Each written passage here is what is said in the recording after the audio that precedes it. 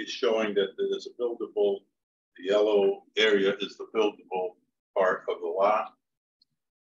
And Bill Jackson delineated the wetland, and he found it to be in this area with a 50-foot setback shown this way. So there's no building or anything in the wetland. Now it turns out that the wetland has been filled over. 12 to 18 inches of fill is in this wetland. And this wetland is the far upper fringe of a wetland that stretches from here all the way to the Sabethy River. It's like 2,500 to 3,000 feet that way. So it's on the very fringe, and it was filled. The question was that when this probably was filled, there was no wetland there technically because it predates the wetland regulations. It was put in 52, so 20 years before wetlands came into being, this thing was done. They excavated a full basement at the leaching field, and my guess is that's when they kind of pushed the dirt that way and they filled it in. So what I'm saying is the wetland was legally filled at that time, because I remember I was getting my license in '74, and it was big to do about state taking land for wetlands. They were taking people's land. Everybody got all upset. So they gave them, it was like a grace period of 2 years where you could still fill in your wetland before the regulations went into effect. And that's the edge of some of the concerns that regular homeowners had, because there was no wetlands. Now they had wetlands. So anyways, so I guess the militias are asking that you consider helping them out of this predicament, in that the proposed lots can have a house that would be in the upland review area. It would not impact the wetland, which is a filled wetland.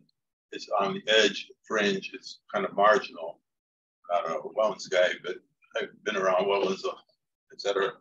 Vernal pools and all that stuff, but it's not an important, it's not in the middle, it doesn't interfere, etc., etc. But this certainly would help them address their concerns and do something about the property. Are they keeping the residents that's still there? Yes, the original subdivision had this middle lot was a little narrower. They expanded it so that they could do some improvements on the house. So, but it's basically a similar pattern. So they're going to tie into. So the proposal is to bring in water and sewer from the intersection of cobblestones. There's sewer here and water, bringing out this way so these lots can then tie in. That's the reason for doing this. Yes. So the city water and sewer is going to get extended for these 3 lots. Correct, right. At their expense. We've been before the Water and Sewer Commission a couple weeks ago. They haven't. They were receptive, I think, to the idea that originally water and sewer were planned for these 3 lots, but for some reason, some town maps show the water and sewer coming here, but it never got built because for some reason it's Well, before we go any further, Jim, can we even act on this if there's no water and sewer, if it hasn't been approved yet? No, well, water and sewer will act on it, water control until after. Right. Planning and zoning and wetlands. But what if we approve this now, and then the water and sewer says no, we don't want to extend it? They don't have a sub. Oh, okay. But we can still approve it without. Okay. Sequentially, yes. Okay. The proper wetlands planning and zoning. Okay. Water control. Okay. Where water control would develop or put together what's considered a developer's permanent agreement. They want to make sure everything else is okay. The definition of the buildable portion, of fluorescent outline, that's based on setbacks and what else? My name is Jack Martin of JL Surveying. We did the site work on this property. What you have, and a lot. What you have a typical buildable lot is that you have your boundary lines, you have your building setback lines, and the building setback in this case is a 40-foot front yard then 20 foot, 25 foot side yard setback. You also have what they call a buildable square, and that's what he's got highlighted in yellow. That's my opinion. It's different than some of the staff here. Is what a buildable square should be and why. I look at a buildable square as that a person looking to buy a house, and he gets, the town has a buildable square showing that this is where you can put something on. You can put a house on, you can put sheds in it. You're not going to have ledge. You're not going to have steep slope. You know, you're not going to have wetlands. Those is what for me, the buildable square is. That being said, so what we're showing is the building setback line and then a buildable square, which is, this is for planning and zoning. Right. So in theory, that blue outline could get moved all the way back The house to the yellow. And our Yeah. concern with regard to the upland review on the right hand lot. One of with the the peg. Yeah. All right. Let me just the basic. Let me back up a little bit. But the way this lot is Andy said, there's an existing house.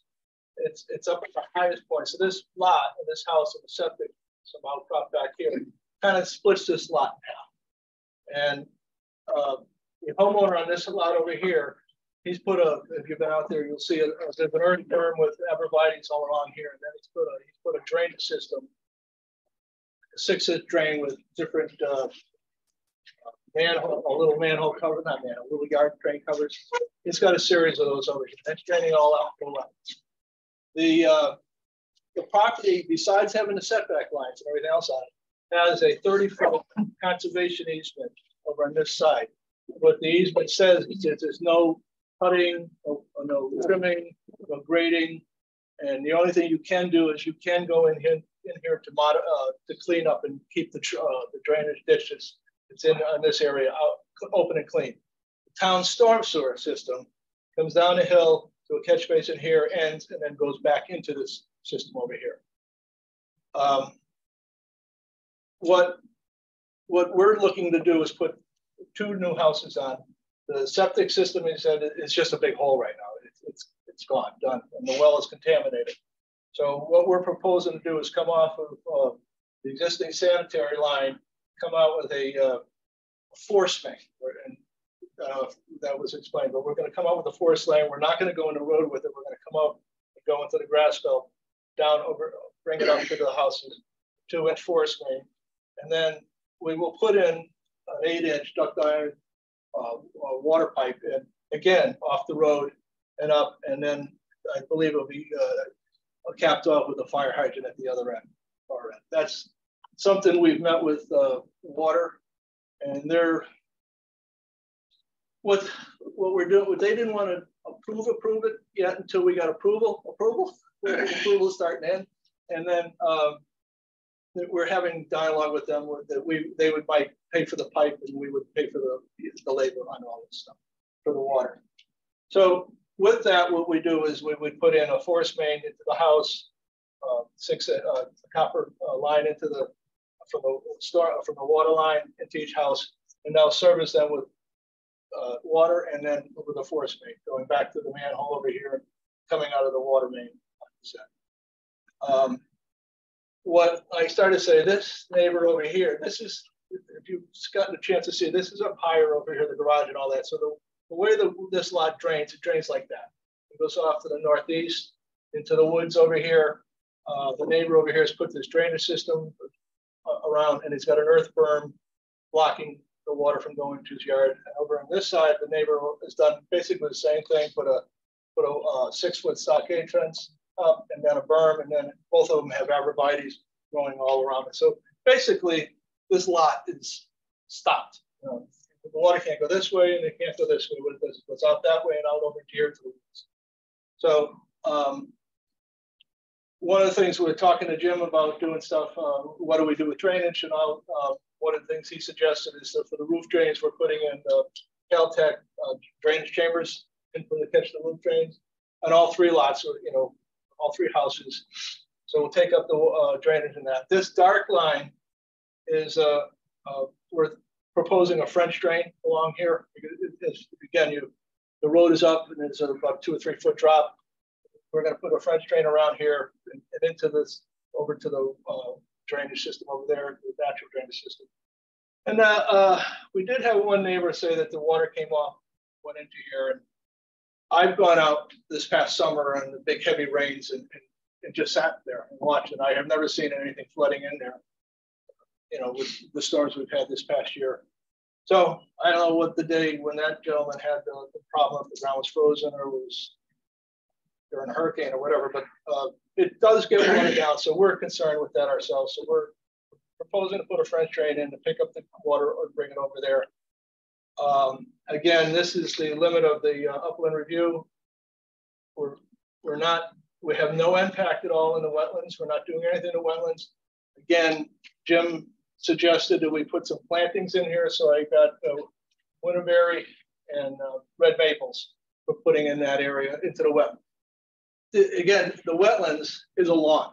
There's no trees, there's nothing there. It's a mowed lawn. I've actually located every tree that's on the lot. There isn't many of them, but this is all grass.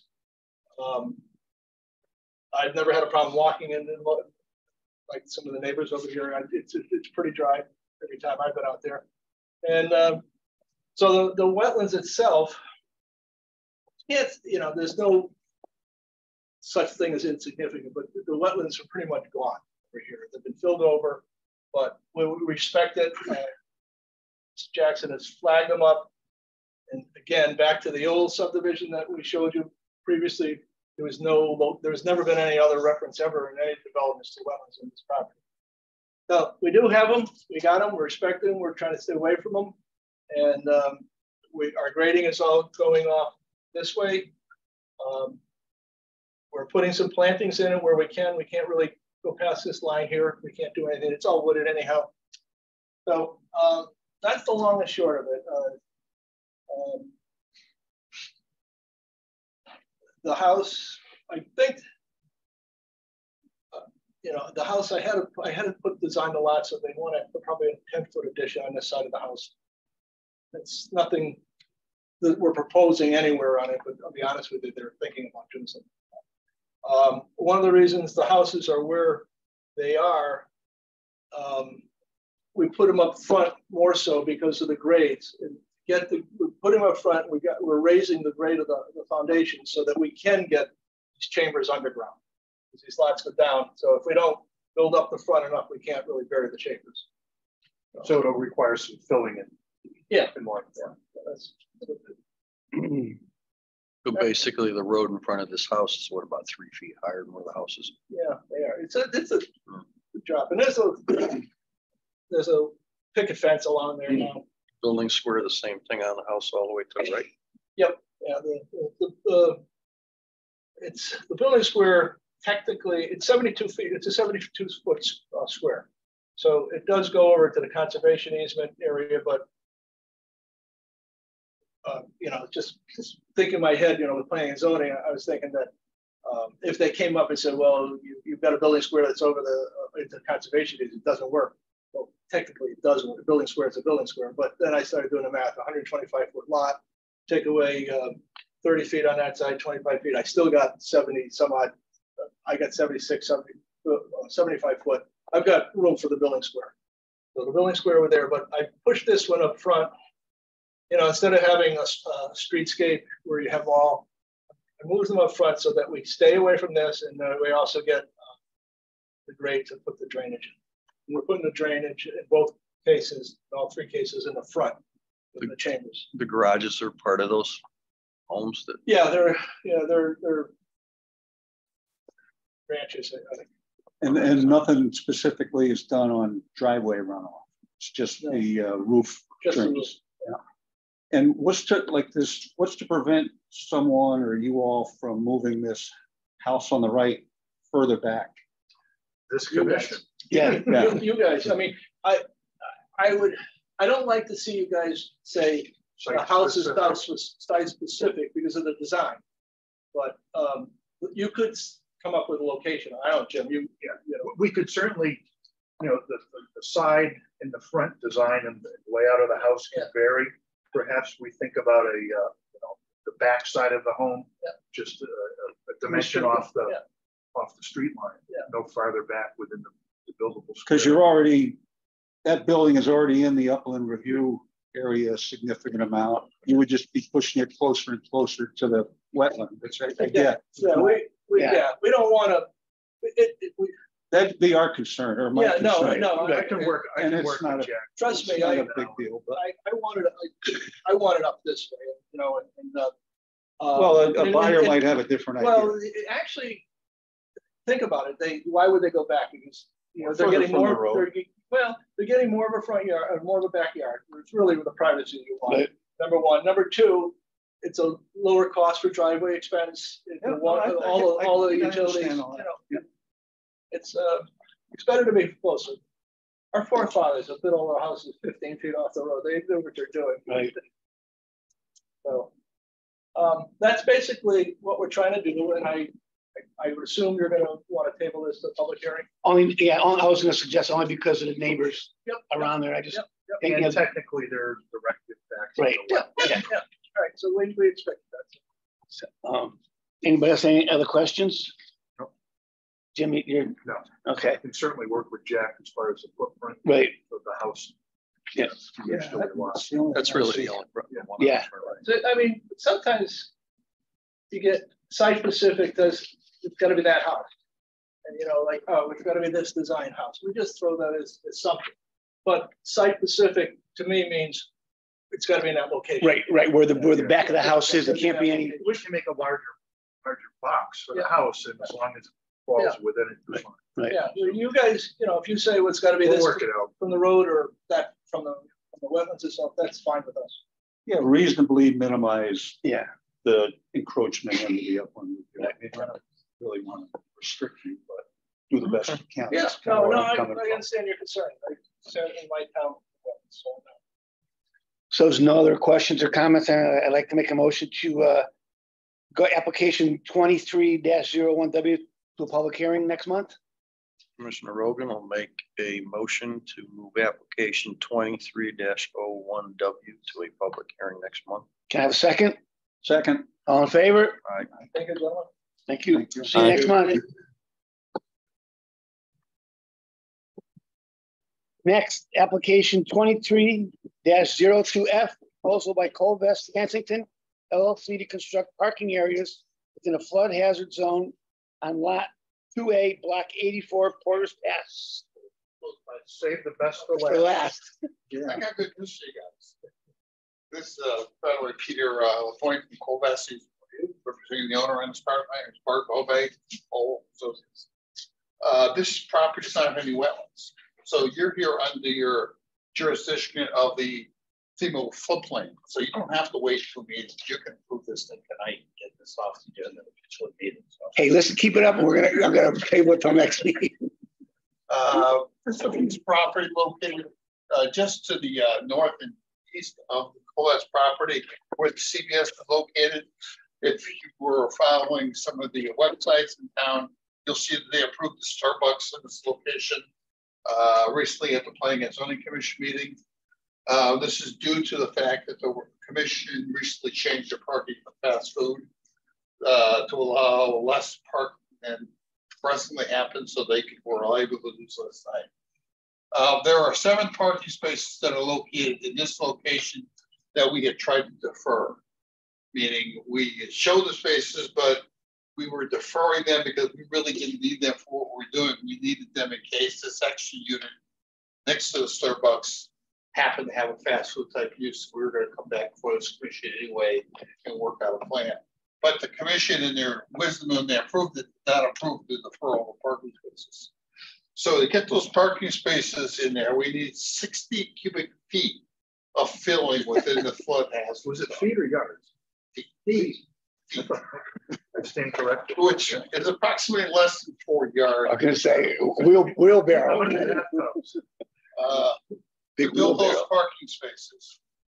We've shown this on this plan where the parking spaces are going to go. We've had some drainage here. What we're showing is an area on the site This was Mr. Gioni's old garage yard or whatever you want to call it back in there. This is a fairly heavily compacted gravel site, and our intent is to scrape the material off in this area next to the building and at least just push it up into the site to compensate for the wood storage.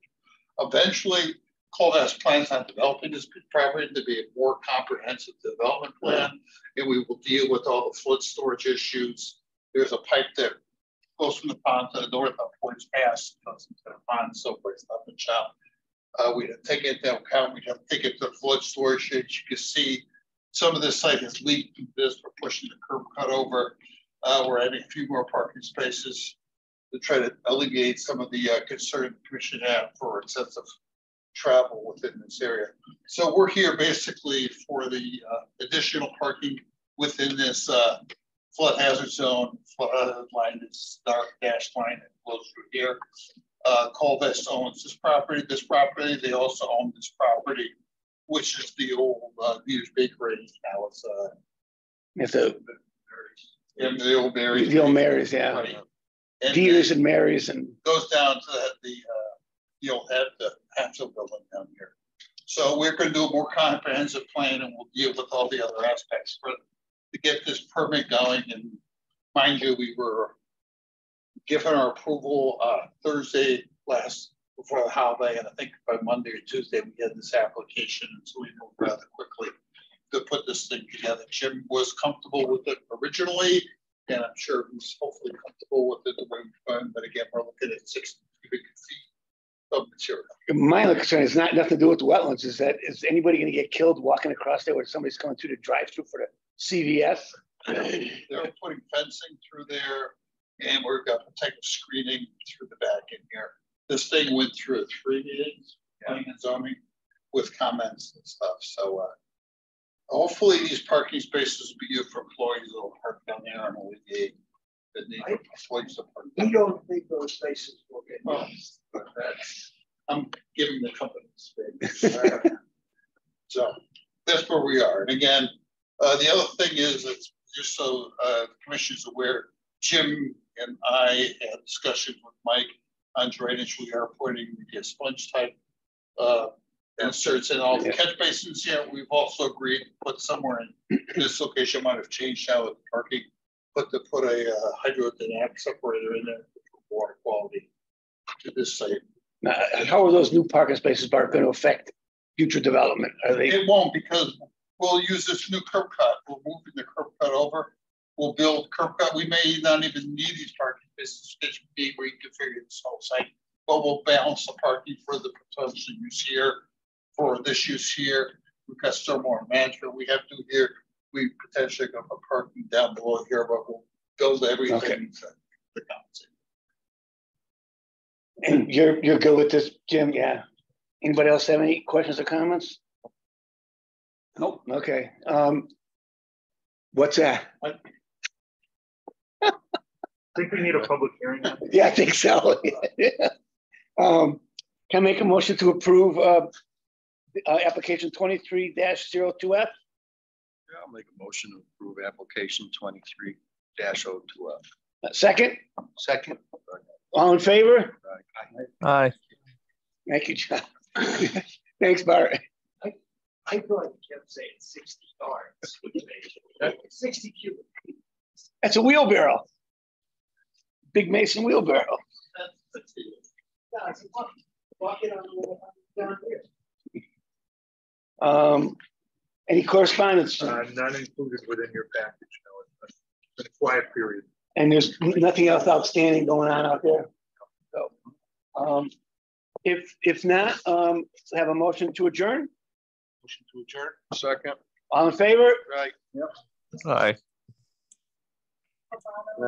Yeah. Yeah. Thank you. Thank you, John. Have a good one.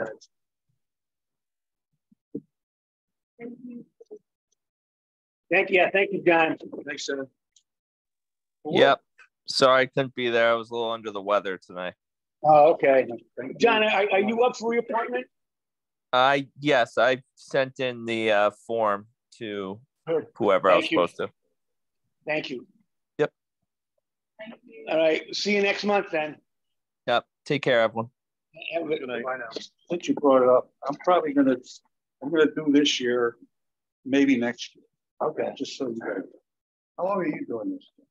He's got no chill until he retires. I'm leaving, if you're leaving, I'm leaving.